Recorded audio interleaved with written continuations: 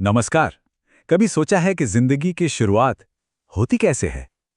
ये एक ऐसी कमाल की बायोलॉजिकल यात्रा है जो सिर्फ दो छोटी छोटी कोशिकाओं से शुरू होकर एक पूरे इंसान को जन्म देती है।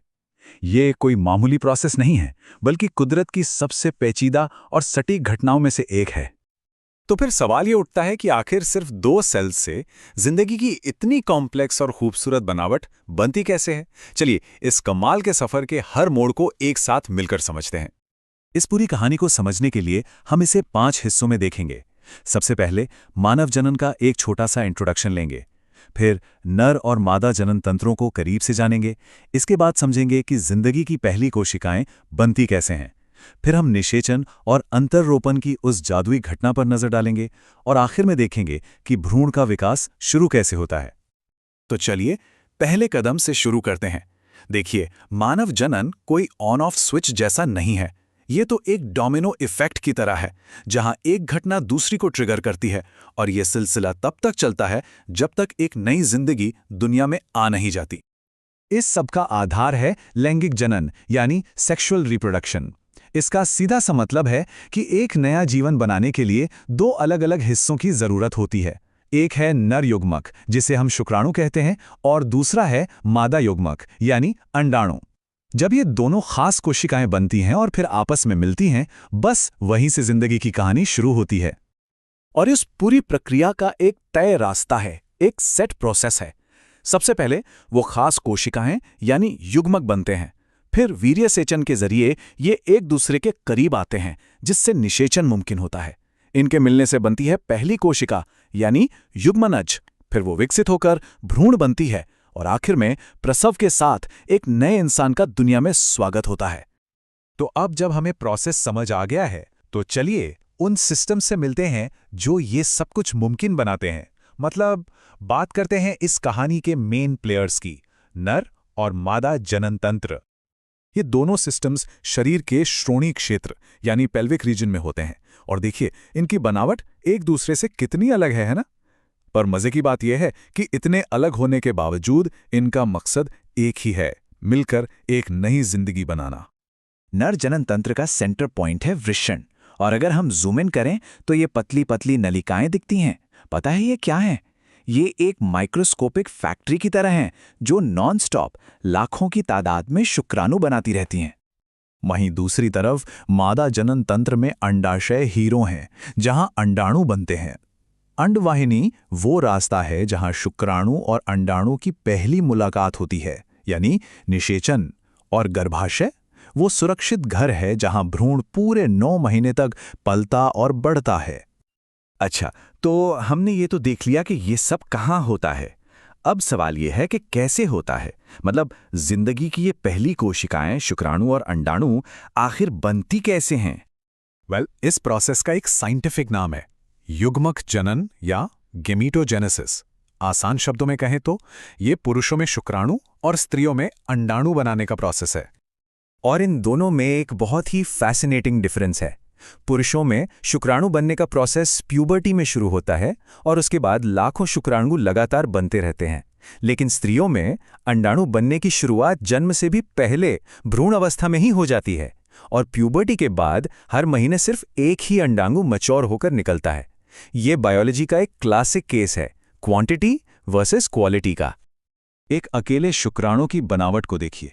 ये किसी मिशन पर निकले स्पेसशिप जैसा नहीं लगता? इसके सिर में है सबसे कीमती कार्गो यानी जेनेटिक इंफॉर्मेशन। बीच के हिस्से में है इसका पावर पैक माइटोकॉन्ड्रिया, जो सफर के लिए एनर्जी देता है, और पूंछ वो इसका इंजन है जो इसे मंजिल तक धकेलता है। और अब ये देखिए, ये है अंडाशय के अंदर की दुनिया। ये जो छोटे छोटे गोले दिख रहे हैं, इन्हें पुटक कहते हैं। सोचिए, ये एक तरह के सेफ हाउस हैं जिसके अंदर एक कीमती अंडाणु धीरे धीरे मैच्योर होता है, बिल्कुल एक कली की तरह जो फूल बनने का इंतजार कर रही हो। तो जिंदगी की कोशिकाएं तैयार हैं। अब असली एक्शन शुरू होता है। ये वो हिस्सा है जहां निषेचन और अंतरोपण की कहानी आगे बढ़ती है। इस पूरे प्रोसेस को कंडक्ट करता है एक मंथली हार्मोनल साइकिल, जिसे हम आर्तव चक्र या मेंस्ट्रुअल साइकिल कहते हैं। और ये जो डायग्राम है ना, ये किसी ऑर्केस्ट्रा की तरह है। ऊपर देखिए, हार्मोन्स का उतार चढ़ाव। बीच में अंडाशय के अंदर क्या हो रहा है और नीचे गर्भाशय कैसे तैयारी कर रहा है। ये सब कुछ एक साथ परफेक्टली टाइम्ड है। तो इस पूरी सिम्फनी का सबसे इंपॉर्टेंट मोमेंट कौन सा है? वो है LH सर्ज, चक्र के लगभग बीच में ल्यूटिनाइजिंग हार्मोन, यानी LH का लेवल अचानक से बहुत तेजी से बढ़ता है। यही वो ग्रीन सिग्नल है जो अंडाशय को बताता है कि ओके इट्स टाइम, अब अंडाणु को रिलीज कर दो। इसी घटना को अंडोत्सर्ग या ओव्यूलेशन कहते हैं। ये स्लाइड एक तरह से पूरी जर्नी का मैप है। यहां से अंडाणु निकला, फिर अंडवाहिनी में पॉइंट बी पर इसकी मुलाकात शुक्राणु से होती है, यहीं पर होता है निषेचन, और फिर ये अपनी जर्नी जारी रखता है, डिवाइड होता रहता है और फाइनली पॉइंट एच पर गर्भाशय में अपना घर बना लेता है। कमाल की बात है कि ये सब कुछ सिर्फ एक हफ्ते में हो जाता है। और निषेचन, फर्टिलाइजेशन, ये वो मोमेंट है जहां जादू होता है। सोचिए, लाखों करोड़ों शुक्राणुओं की एक रेस और उसमें से सिर्फ एक विनर होता है। जब वो एक शुक्राणु अंडाणु से मिलता है तो 2 से 1 हो जाते हैं, और ये जो पहली सिंगल सेल बनती है यानी जाइगोट, इसी में एक पूरे इंसान का यूनिक जेनेटिक ब्लूप्रिंट छिपा होता है। तो निषेचन हो गया, अंतरोपण भी हो गया, अब एक बिल्कुल नया चैप्टर शुरू होता है, यानी भ्रूण के विकास की शुरुआत।